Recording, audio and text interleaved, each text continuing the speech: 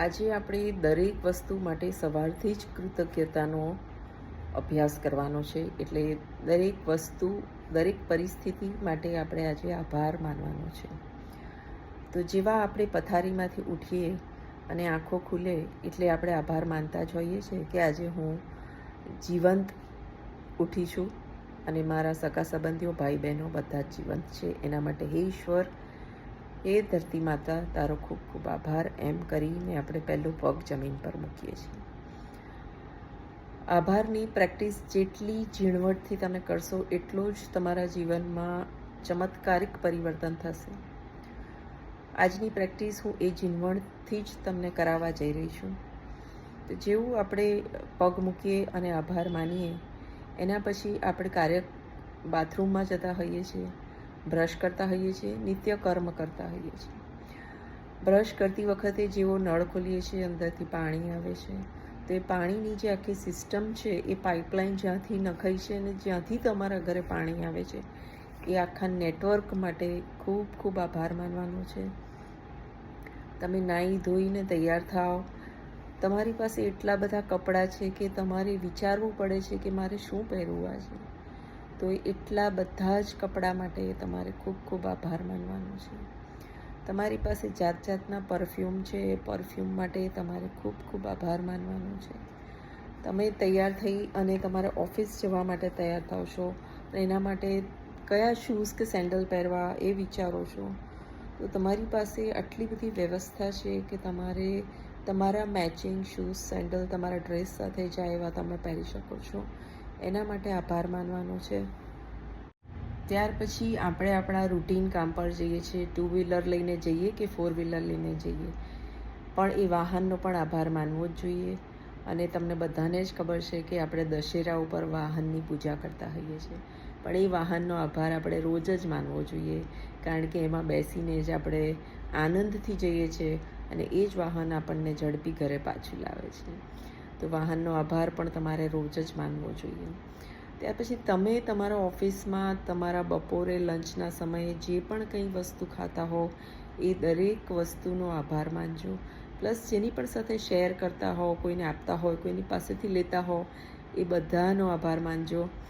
અને આભારની માનવાની પ્રેક્ટિસ જો તમને એકવાર થઈ જશે ને, 1 મહિનો જો તમે આ પ્રેક્ટિસ કરી લેશો ને, તો તમને એ પ્રેક્ટિસ તમારું જીવન જાદુઈ રીતે બદલી દેશે.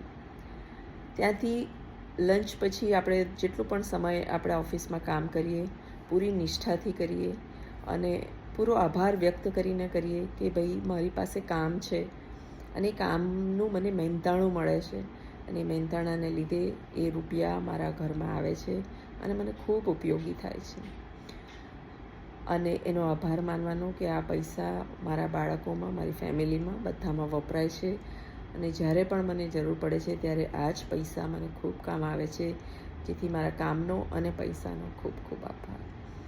ઘરે આવીએ આપણે પાછા ને આપણા રૂટીન કામમાં રસોઈ બનાવતા હોય તો રસોઈ, અને એના પછી બાળકોને હોમવર્કમાં મદદ કરતા હોય, એ લોકોના સ્કૂલની વાતો હોય. બાળકો પણ આપણામાંથી જોઈ જોઈને શીખશે કે આપણે આભાર માનવાનો, અને એ લોકો પણ સ્કૂલમાં પણ એમના ટીચર્સનો આભાર માનતા શીખી જશે.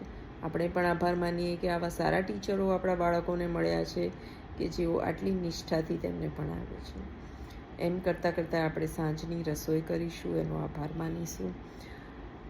રાત્રે આપણે આરામ કરીશું, બાળકો સાથે બેસીશું, વાર્તા કરીશું અને સૂવા જઈશું. અને ત્યારે પણ દિવસ દરમિયાન જે પણ કંઈ થયું હોય એની એક આભારની ફિલિંગ સાથે તમે સૂઈ જજો. રોજ ને રોજ આપણે 1 મહિનો પણ જો આ પ્રેક્ટિસ કરી લીધી ને, તો આપણું જીવન જાદુઈ રીતે બદલાઈ જશે. અને જ્યાં પણ આપણને બીજાનામાં ખોડ ખાપણ દેખાતી હતી એ બધું આપણામાંથી જતું રહેશે. મારી ગેરંટી છે કે તમે જો આ પ્રેક્ટિસ કરતા રહેશો તો તમારા સંબંધો એટલા સરસ થઈ જશે, તમારું સ્વાસ્થ્ય એટલું સરસ થઈ જશે, તમારા ઘરનું વાતાવરણ એટલું સરસ થઈ જશે અને તમે પણ એક ડિફરન્ટ વ્યક્તિ થઈ જશો. આભાર માનવાની આખા દિવસની પ્રેક્ટિસમાં તમે બીજું જે કંઈ પણ ઉમેરી શકો એટલું ઉમેરજો. મેં તમને થોડો ખ્યાલ આપ્યો છે કે આવી રીતે આભાર માની શકીએ. અને આખો દિવસ આપણો ચમત્કારિક બનાવી શકીએ. બસ એક જ મહિનો જો તમે મારી સાથે પ્રેક્ટિસ કરશો તો તમારું જીવન ચોક્કસ બદલાશે. વિડીયો ગમ્યો હોય તો ચેનલને લાઈક કરો અને વિડીયોને શેર કરો અને ચેનલને સબસ્ક્રાઈબ કરો.